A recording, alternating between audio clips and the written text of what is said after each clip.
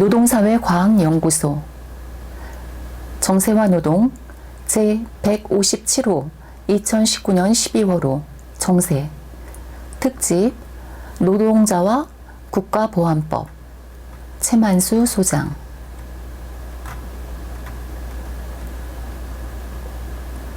노동자와 국가보안법이라는 문제가 제기되자 노동자와 국가보안법이 도대체 무슨 상관이 있지? 하고 묻는 노동자들이 후진 노동자들 뿐만 아니라 선진 노동자들 사이에도 없지 않은 것 같습니다. 비근하게는 이런저런 이유를 대며 민주노총이 이 토론에 참여를 거부한 것도 그런 분위기를 반영하는 것일 것입니다. 노동자들 사이에 이러한 분위기가 팽배한 데에는 물론 이유가 없지 않습니다. 국가보안법 71년 동안 그 주요 희생자는 표면적으로만 보면 노동자들보다는 주로 통일활동가들과 제야 민주화 운동가들, 학생 등 일부 지식인들이었다는 사실이 그러한 사고에 아마 무엇보다도 가장 크게 작용할 것입니다. 실제로 국가보안법의 제물이 된 노동자들도 물론 적지 않이 있긴 하지만 저간의 노동자들을 주로 억압해온 것은 국가보안법이 아니라 노동 관련 법률들이나 집회, 시위에 관한 법률들이었습니다. 그런데 그동안 노동자들이 이렇게 대체로 국가보안법의 사정권 밖에 있었다는 것은 무엇을 의미합니까? 그것은 과연 국가보안법이 노동자들, 노동자 계급을 그 주요 표적으로 삼고 있지 않다는 것. 따라서 국가보안법은 그것이 아무리 악법이더라도 노동자 혹은 노동자 계급과는 직접적 기본적으로는 무관한 법률이라는 것을 의미하는 것일까요?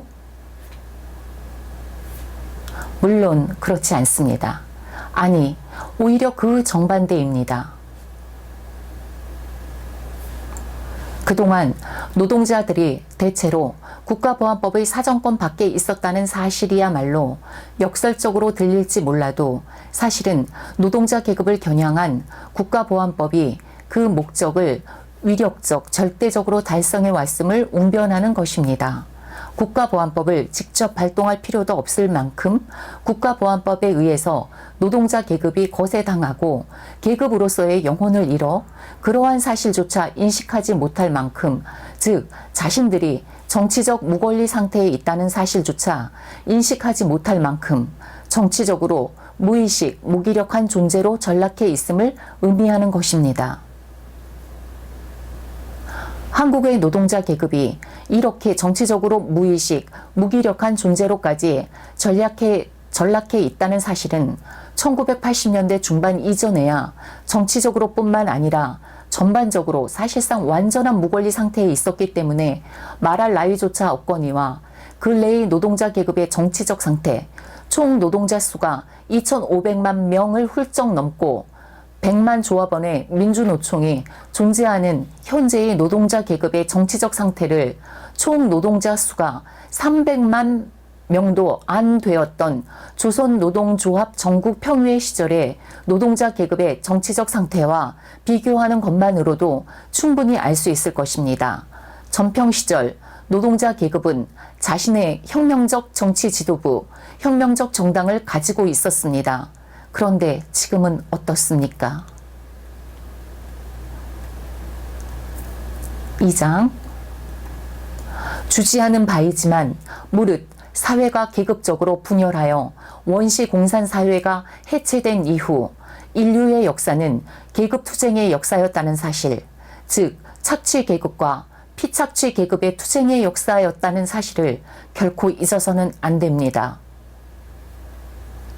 노예제 사회에서의 국가는 피착취 계급인 노예들의 저항, 반란을 억압하기 위한 노예주들의 지배 도구였고, 봉건제 사회에서는 농민들을 억압하기 위한 봉건적 토지 소유자들의 지배 도구였으며, 자본주의 사회에서는 노동자 계급을 억압해 두기 위한 자본가 계급의 지배 도구이지 않습니까? 그리고 한국 사회는 고도로 발달한 자본주의 사회로서 사회의 주요한 생산수단들을 자본가들이 사유하여, 즉 독점적 배타적으로 소유하여 무산의 노동자들을 착취, 그 자본을 거대하게 축적해 가고 있는 사회가 아닙니까? 그런데 바로 그러한 사회, 그러한 국가에서 대중의 사상, 이론, 언론, 결사의 자유를 억압하는 국가보안법이 직접적인 피착취 계급인 노동자 계급과는 무관하다? 그야말로 말도 안 되는 소리이자 품어서는 안 되는 환상 아닙니까?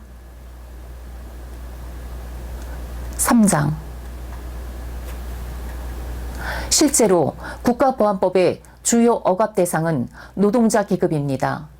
노동자들의 눈과 귀를 틀어막아 노동자로서의 계급의식을 발전시키지 못하도록 하고 그들의 정치적 단결을 금지하며 그에 저항하는 자들을 사형을 포함한 폭력으로 억압하여 그들을 정치적 무권리, 무능력 상태에 억눌려 두는 것, 그것이 바로 국가보안법을 필두로 한 파쇼 악법들의 목적인 것입니다.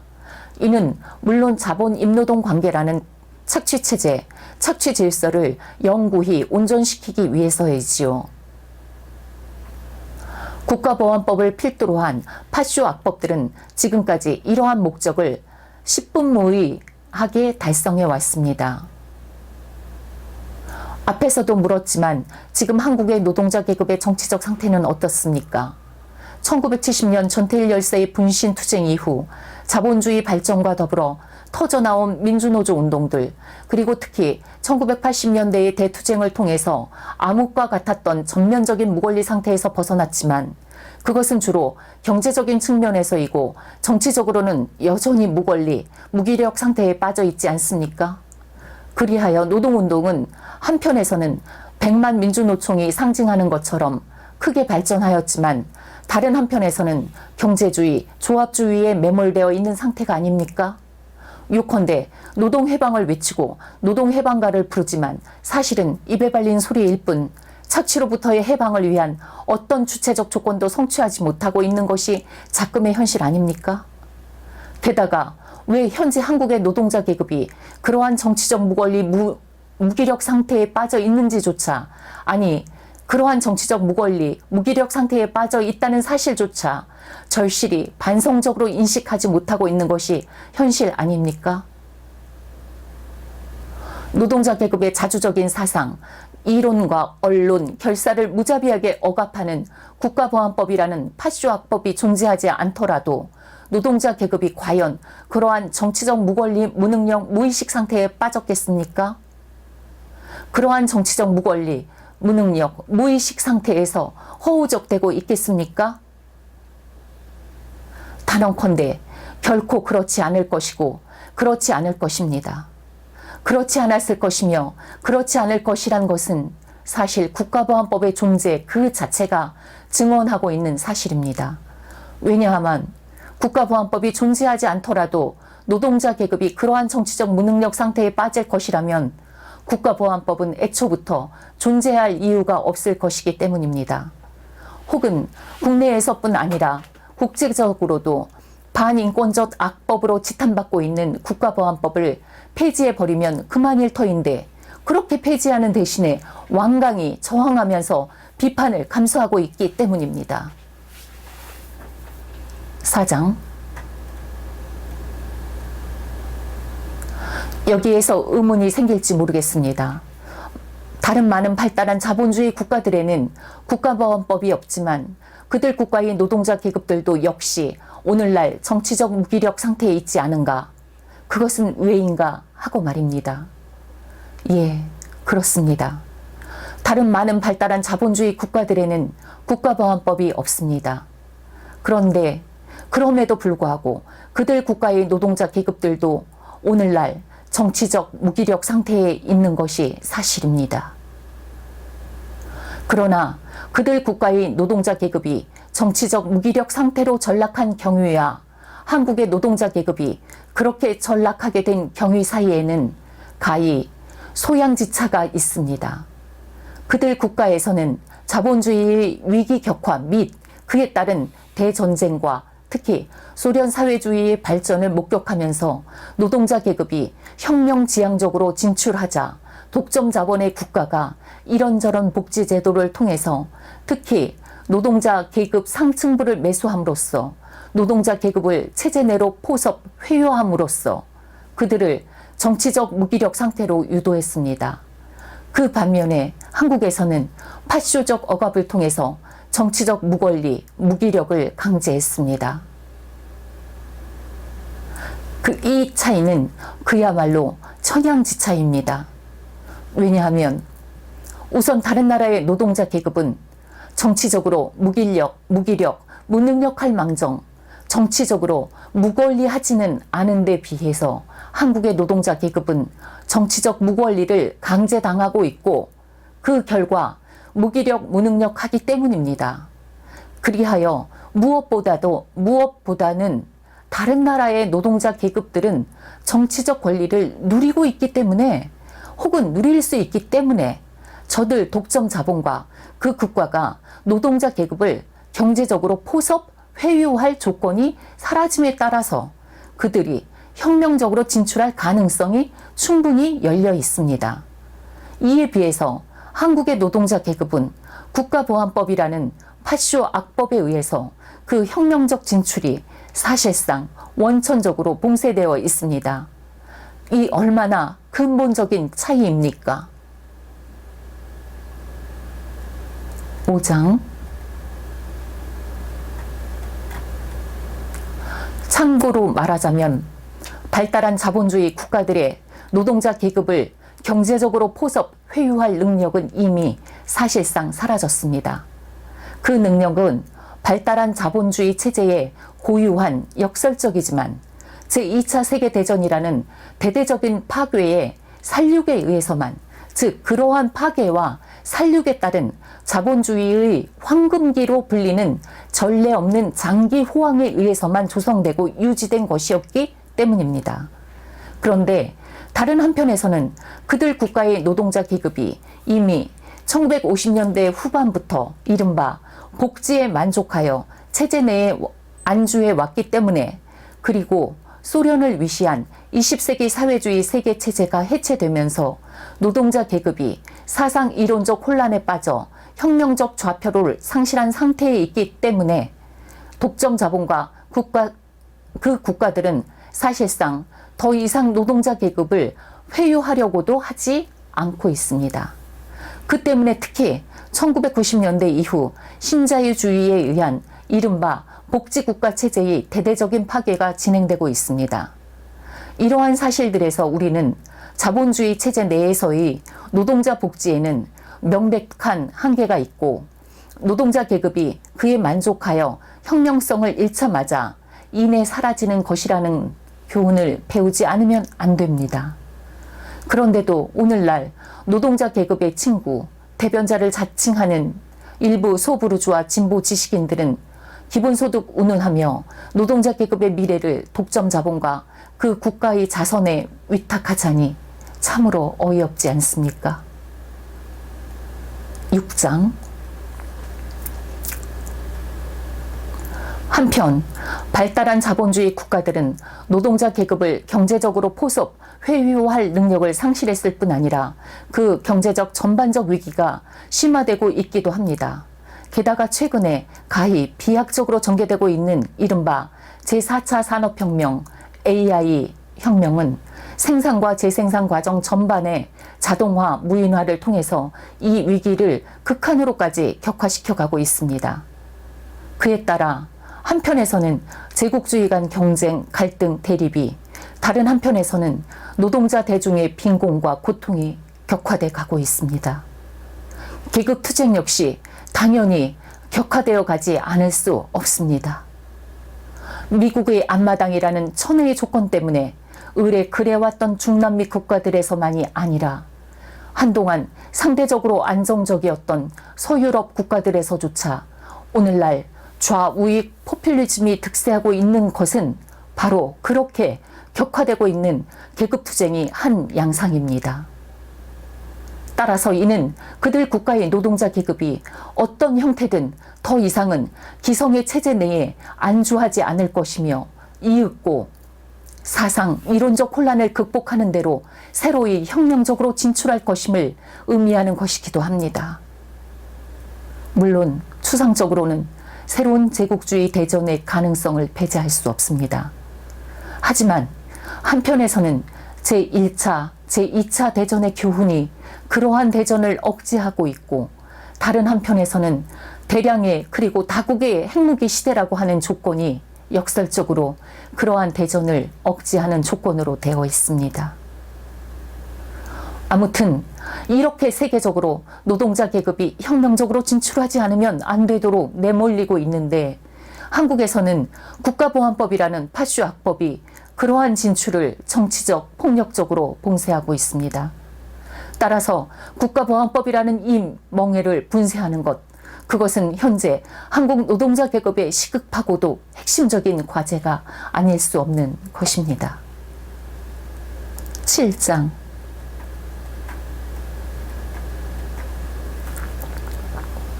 현재 한국의 노동운동이 경제주의, 조합주의에 빠져 있기 때문에 말하지 않을 수 없는데, 우선 고용 문제를 제쳐두고 말하자면 아직도 물론 형편없는 저임금에 시달리고 있는 노동자들이 부지기수이지만, 다른 한편에서 보면 1987년 대투쟁 이전의 상태와 비교해서, 그리고 특히 조직 노동자들의 경우에는 더욱 그간의 투쟁의 성과로서 그 임금 수준이 상당히 높아져 있는 것이 사실입니다. 그러나 막스가 지적했듯이 보다 나은 의복, 음식, 처우 및 보다 큰 특유 재산으로 노예의 종속관계와 착취가 폐지되지 않는 것처럼 임금 노동자의 종속관계와 착취도 폐지되지 않습니다. 임금의 상승은 사실은 단지 임금 노동자 스스로가 이미 단조한 금사슬의 길이와 무게가 다소 그 긴장의 완화를 허용한다는 것을 의미할 뿐입니다. 즉, 임금이 다소 상승하더라도 자본주의 체제 하에서는 임금 노예는 여전히 임금 노예일 뿐인 것입니다. 더구나 고용 문제에 이르면 문제는 더욱 심각해집니다. 앞에서도 지적한 것처럼 현재 비약적으로 전개되고 있는 제4차 산업혁명, AI 혁명은 사실상 누구나 피부로 느낄 만큼 재생산 과정 일반의 자동화 무인화를 급속히 실현해 가고 있는 것으로서, 그것은 경쟁의 강제 때문에 결코 투쟁으로 저지할 수 있는 것이 아닙니다. 뿐만 아니라 그것은 역사 발전의 필연적 표현이기 때문에 그것을 저지하려 해서도 안 되는 것입니다. 그것을 저지하려는 투쟁은 19세기 초 영국 노동자들이 러다이트 운동처럼 반동적인 것이고 성공할 수도 없는 것입니다. 따라서 고용 문제는 이미 체제 내의 투쟁을 통해서 해결할 수 있는 선을 넘어서고 있습니다.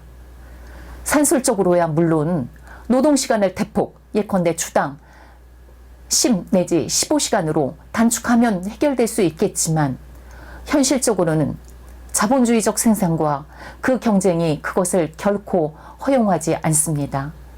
이는 비근하게 최근의 상황, 즉 주당 52시간으로의 단축에 대해서조차 극심한 자본의 저항과 52시간제를 사실상 유명무실로 하려는 정책을 52시간제 보완이라는 명분으로 강행하려는 문재인 정권의 뻔한 강교함이 여실히 입증하고 있지 않습니까? 8장.